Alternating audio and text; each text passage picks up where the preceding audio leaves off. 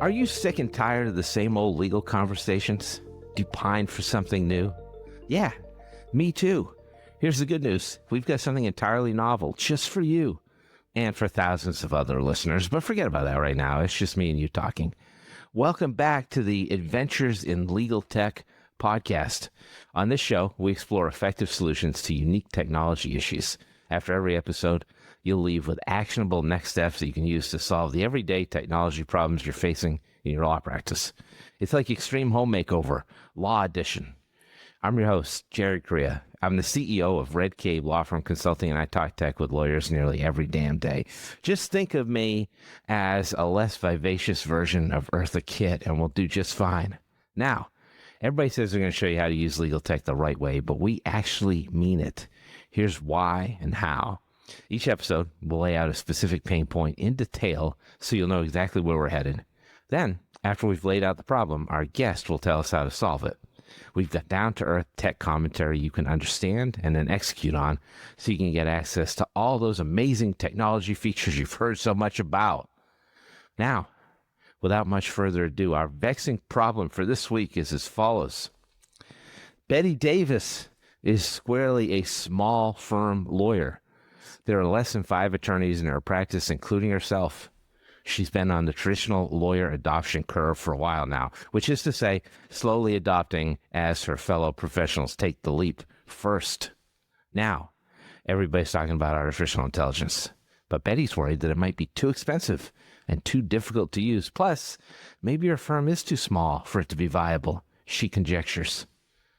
All right, our guest today is Jane Freedman, who is the principal and founder of Jane Freedman Law, LLC. Jane, is any of this true? Can small firm lawyers use AI? Should they? Absolutely. Yeah. Okay, good. 100%. All right, well, thanks for coming on. Now, go ahead. Feel free to expound. I'm done. Would you like me to expound on that? I would, yes. I was taking a sip of tea in the hopes that you would. Go ahead. We'll do that again. Hold the silence, yeah. Absolutely. I mean, we have a small firm. We are about 5 lawyers, a couple paralegals, and I've kind of recently come to the AI, I don't know what you'd call it, phenomena, I don't know, tech, really within, I've obviously been aware of it and kind of used it at a personal level, but I would say within the last 6 months, I, started by dipping my toe in, and now I'm like, I'm sure I'm not using it to the its fullest technological extent, but I'm, let's say knee deep, waist high. I don't know. Okay. That's pretty good. Really been leveraging it a lot in a few different ways.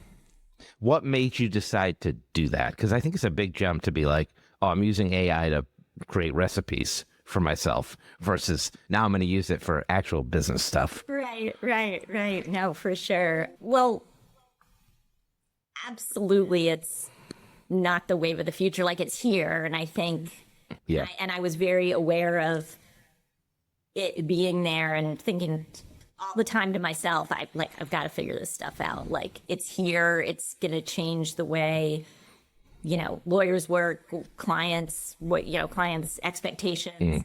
I need to figure this out. And then I had a great opportunity. I was co-counsel with an amazing employment lawyer. We were representing a large management team of an operating company that was owned by private equity and was being purchased by another private equity shop. And just for context, this was the 3rd such deal that I worked on in the last year.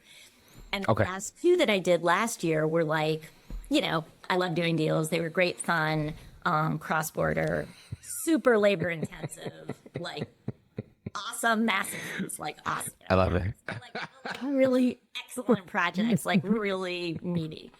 This one, similar in the sense that, lots and lots of really long and complicated documents. Yeah. And my co-counsel and I were kind of like, let's try leveraging AI. Yeah. Should we do it? Shouldn't we?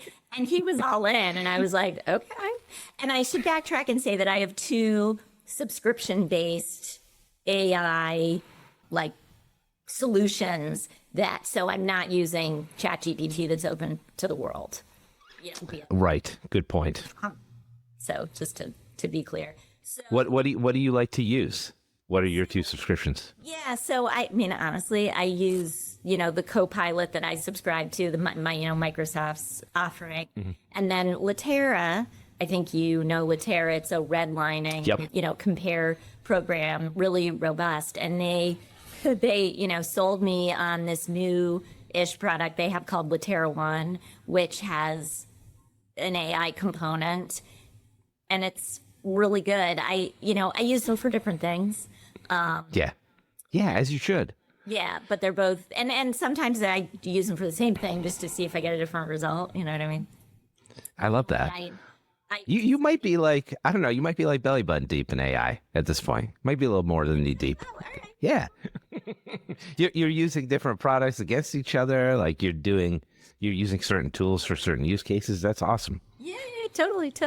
So you probably had, I don't know how many hundreds of pages of very complicated, PE fund documents, employment related documents that we had to sort of very quickly, digest and then analyze and then provide good advice on. And so we decided to feed those to AI and not only use them to summarize for us these very complicated documents, and in particular the provisions related, to the management team and their equity, but also we, and again to sideline, like I sort of treat when I use AI in some, for some things, I sort of treat it like a junior associate. So I'm just like, can you please, like, I'm very polite with AI, and I'm like, good call. Please tell me for this, this was a big PE shop that was buying the company. They'd done tons of deals. Can you please tell me if these, scenarios are market generally, market for this PE shop, and spit out some things to think about, what's good, what's bad. That's great. Yeah. So you're assigning it a role and it's functioning in that role. Yeah. That's another smart move also. It was amazing. And when I tell you it took took me probably 10% of the time it took me to do these other deals. And so then I was like, oh man, I got to figure out how to charge more for this. Because commensurate, right? I mean, I'm hourly. Yes. So I was like, oh man. Yes. But it was like insanely good and helpful. So from that point, I've just been leveraging it like in so many different ways. That's tremendous. Okay, you might be a power user. All right, let's take a quick break from the AI stuff and we'll come back to it. When I get attorneys on, I like to do a little bit of origin story stuff. So why did you decide let's go to the point where you became a lawyer. Why did you decide to become a lawyer? I'm always intrigued by this because I don't think anyone is in like kindergarten and being like, you know what I want to be? A lawyer. Totally. So like, I'm bad at math and science, and I'm good at reading, writing languages. Yeah. And that's it. So you're like, I don't want to do arts, do liberal arts. I don't want to do math. I'm doing liberal arts, and I'm going to end up in law school. When did you decide that law school was going to be the play? So on liberal arts, I like sort of knew interested in international things, knew what I wanted to study in college. My brother was a lawyer. And so I was kind of like, when I was thinking about what to do after college, I was like, maybe I'll get a PhD in French or like a master's in international relations, or maybe I'll go to law school. And my dad was like, law school is very practical. You should go to law school. And I was like, but I was genuinely interested in it. I mean, did I love law school? Like, no, but I love being a lawyer. And my opinion is like, law school, like the LSAT has little to do with law school. Like law school has little to do with the bar exam. Like the bar exam has little to do with like my day to day. I don't know. I have trouble connecting the dots sometimes, but I like love being a lawyer. I love what I do. They got to figure out some kind of minimum competency exams. I think that's probably true of most professions. Yeah. AI can pass the bar, that's for sure. Um, okay, so you become a lawyer, and then you make another jump, which a lot of people don't make. You end up starting your own practice. So what was the impetus for that? So I had been in house for like 18 years. I was a public company GC, and I got laid off, and I really didn't kind of know what I wanted to do next. I had been running full steam ahead for many years, in my career and happily. And once I got off the treadmill and I had some time to think about, and I had applied for a few jobs and I'd gotten a few that I didn't want and then didn't get a few that I wanted. And then I was like, I don't know. I think I'm just going to take a couple months off, catch up with friends. And I did this spreadsheet, which was, what do I like to do? What am I good at? How very lawyerly of you. What do I suck at? And what do I never want to do again? And of the I'm good at it and I like it, how can I monetize that? And that's where I came up with, I truly love helping people achieve their business goals and feeling like I'm a little part of that and a little part of their team. And so once I had that insight about myself, it was pretty easy to hang a shingle. And, it was kind of slow going at first, but a deal came in probably 6 months after I started, and then it snowballed from there. And so now, 14 years later, I can say, I still kind of laugh, but we are a firm. It's funny, when you start a business by yourself and you're like, oh my God, I have a team and this is real. Yeah. So how did that process look for you? When did you decide that, okay, I need to bring on people to help me, and here's how I do that in an effective way? Pretty early on, because I knew that the kind of practice that I was aspiring to, particularly doing, deals, M&A type stuff, it's really hard to be a solo show. I think it can be done, but it's easier when you have a team. And so I started to sort of think about, and also I guess for clients, and a fee structure, I'm a rate that's, yay high, right? And you sort of want, in that traditional model, you sort of want people lower than that to make the work efficient, efficient. Right. Yeah. Cost efficient for clients. Yep. So once I figured that out, I just, I have a nice network, and it just happened very organically, really. Great. Okay, so we always do a little bit of a break question in the middle of the show here. So it's April in New England. It's been really cold, I feel like, this year, really cold. It has sucked. Yeah. And so I am looking forward to the summer. Summer in New England is the greatest time in New England. What is your favorite New England summer activity? Ooh. There's many to choose from. There are many to choose from, gosh. I mean, I really like having lobsters in Maine. Good call. But I Well, yeah, as it should be. I just like being outside. Yeah. Enjoying. Do you have places you like for a lobster in Maine? You got any recs for people? That is a great question. I don't. We're sort of. You just go where the lobster takes you. Shack, let's eat here. It's never really not planned out, but there's so many good. I would say one of my favorite lobster places in Maine is the Shack at Two Lights. Have you been there? No, where is that? Okay, it's like a lobster shack right on the water, in between two lighthouses, and they have amazing lobster. Oh, So check it out. I don't. That's for everybody. Okay. Two lights. Okay. Thank you, Jack. I'm here to help. Okay, so Appreciate it. the AI thing. So the AI thing is interesting to me. So this notion of using it as a junior associate, I think that's clever.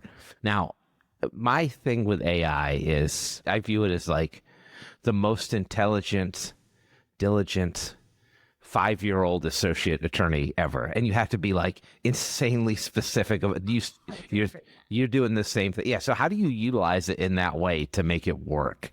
Because if you're broad with AI, it gives you broad, terrible answers. Exactly. I was just going to say, like, I really do treat it like a junior associate. Like, if somebody were sitting in front of me and I was giving them an assignment, I would explain, this is our client, give some color. This is what's on the table that I'm asking you about, and please do XYZ in a detailed way and give me citations. If it's like agreement review or you're pulling, research information, give me cites from where that's coming from. And I don't simply take it and be like, oh, this is awesome, you're a client. Like, which people are clearly doing right now in the industry. But you can't, because I've found mistakes. I'm sure you probably not the first time you've heard that. Well, that's what I was going to ask you. Like, are you concerned about hallucinations? Are you comfortable, like, double checking?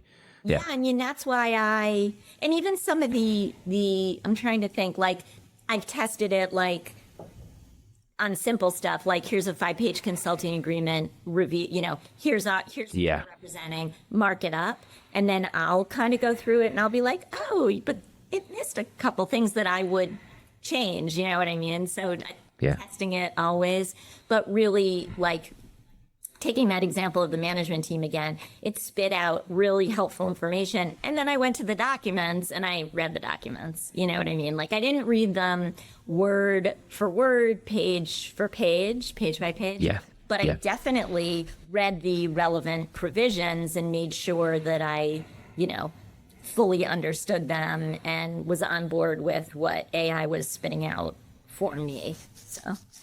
Yeah, I have found that, like, the stuff you're telling me, like how much it sped up your work, that kind of thing, even with the double checking. I mean, the way I look at it is like, that's what you'd have to do with the associate attorneys, paralegals anyway. So why are you abdicating that responsibility when you're using technology? It's weird to me. Yeah, you can't just, it's not plug and play. I mean, Yeah. And I find for some things, and I'm sure this will change as it gets better, but some things, like, I'm just as quick or almost as quick as AI and better. I'm sure that will not be true for much longer, but right now I feel like it is true. So okay. It's better for now, some things than other things. Here's the $1 million question, or probably billions of dollars question. When you're using AI, are you also thinking, I maybe don't need as many people to support my business now?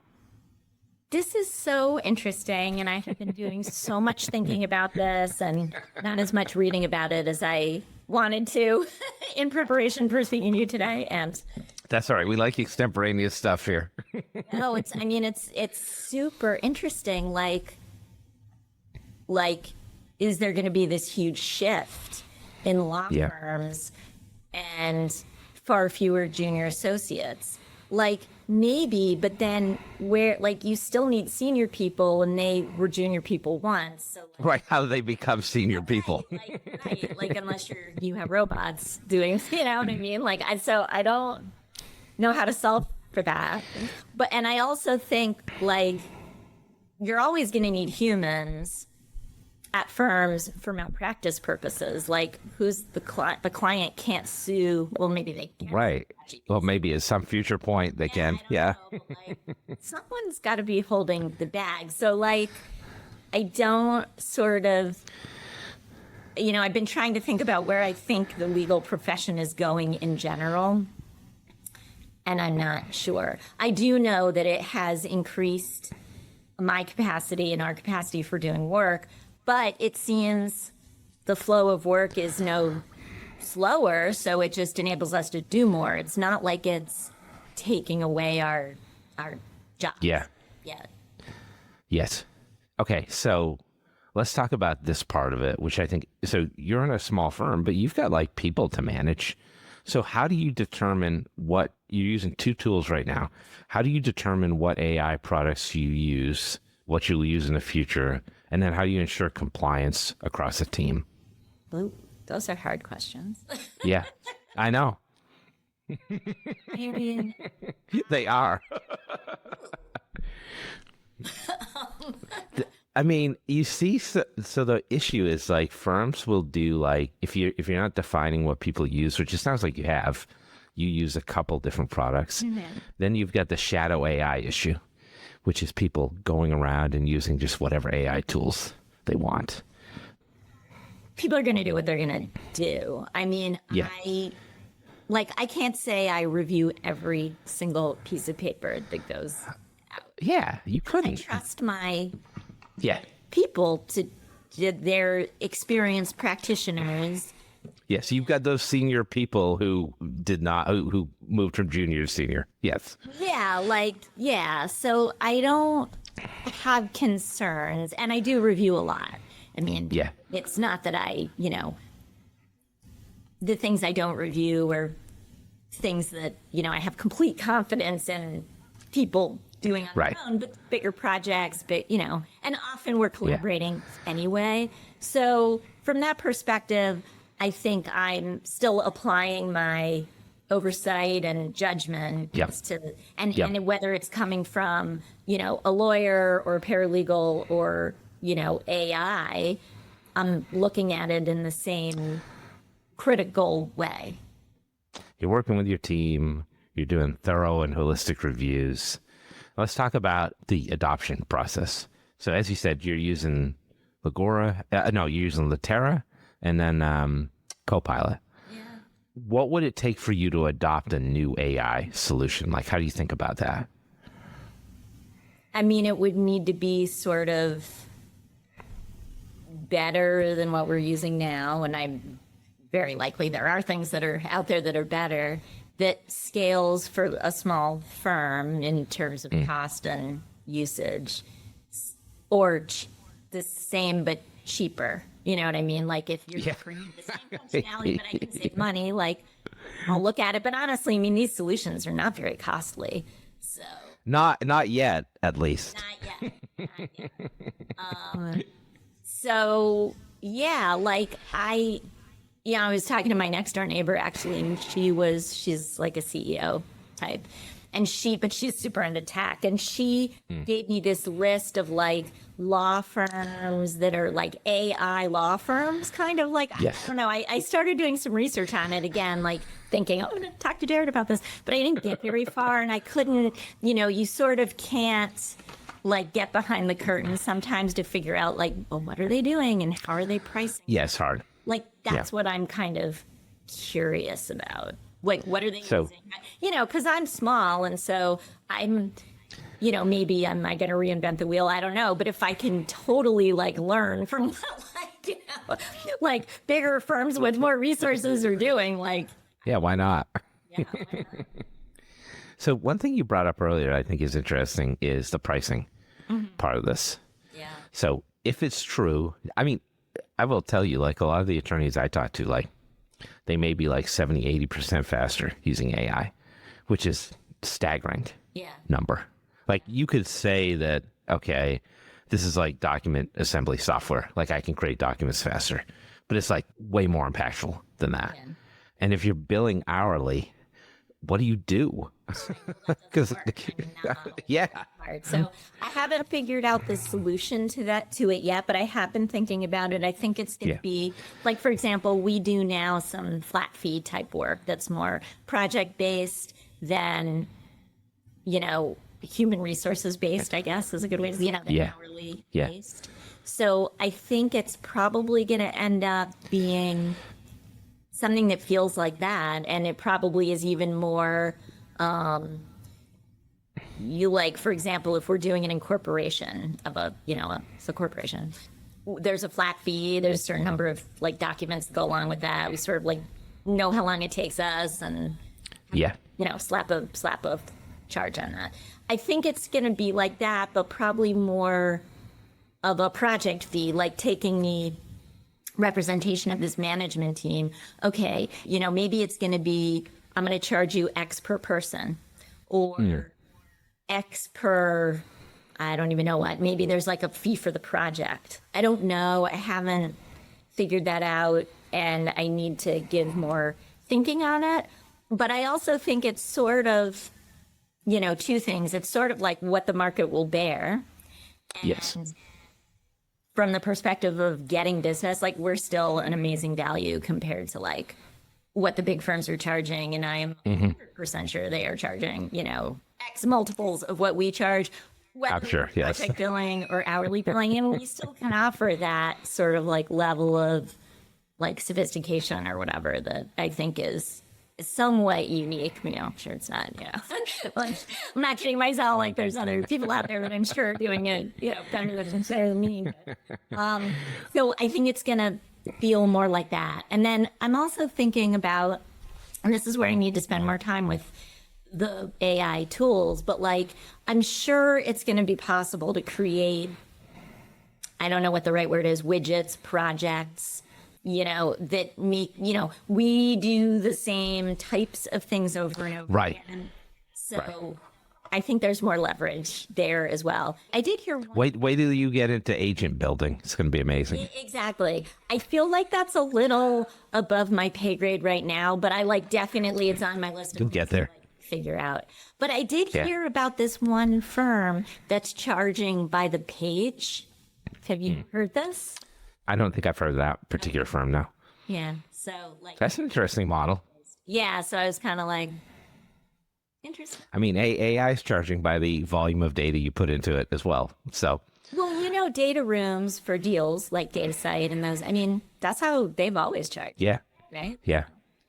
It's interesting because there's so many different ways you could go with this and experiment with and try different things. It's kind of cool. I mean, I think it's interesting. Of course, I don't run a law firm. Yeah, no, I totally agree. And like where it's my little sandbox, and I get to make the rules, like I'll probably try different things and see how the market accepts it. Yes.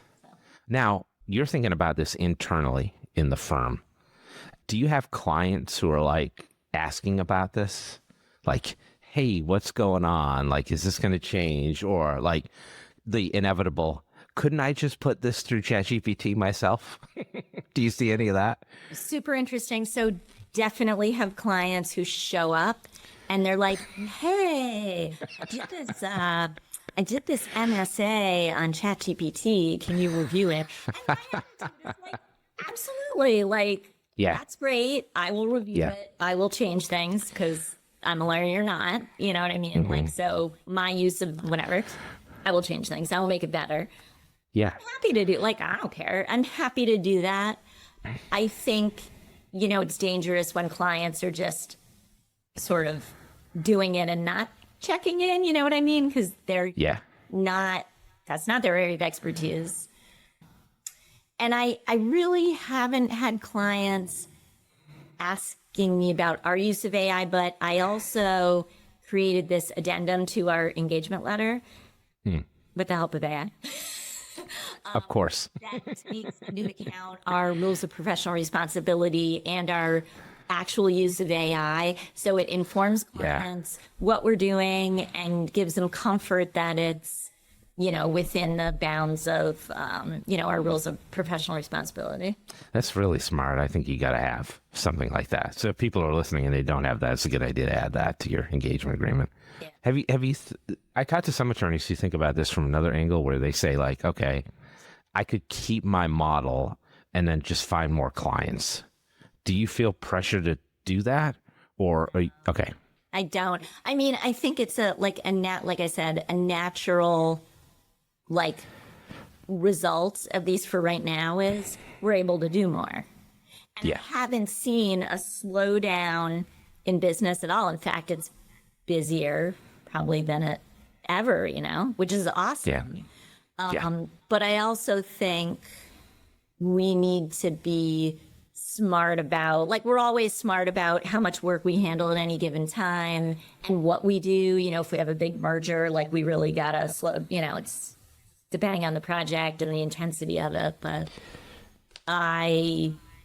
that's not my goal, I guess. Okay. Yeah. Say I'd rather see us working smarter and leveraging AI to get great results. And if it enables us to do more, that's wonderful. But it also probably enables us to go, be more value added, I guess, right? Okay. Go deeper on volume.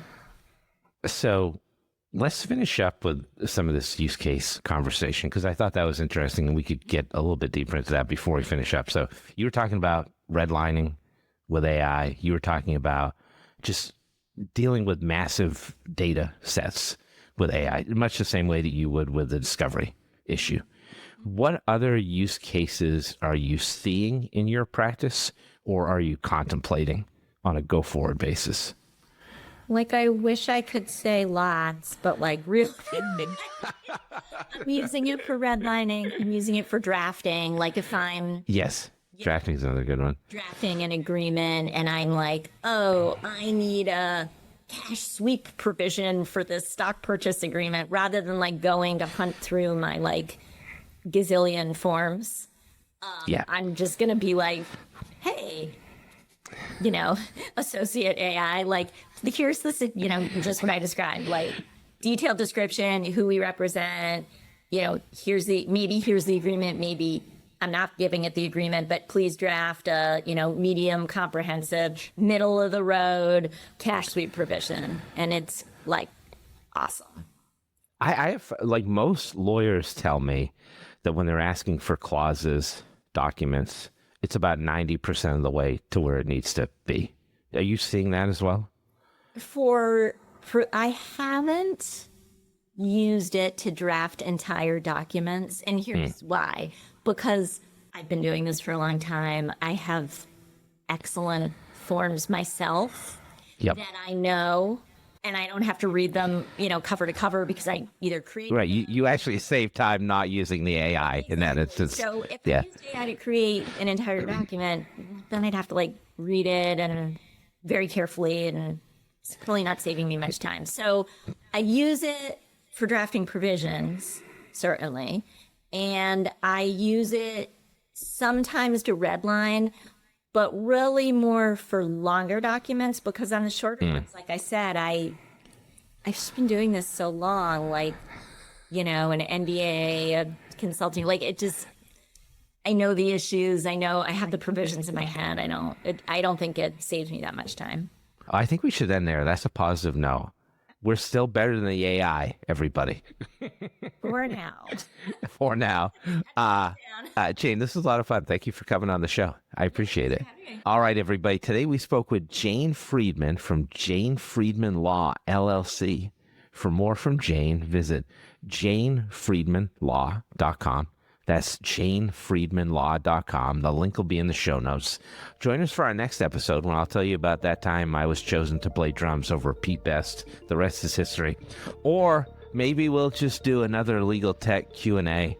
I suppose. Twist my arm. See you next time, everybody.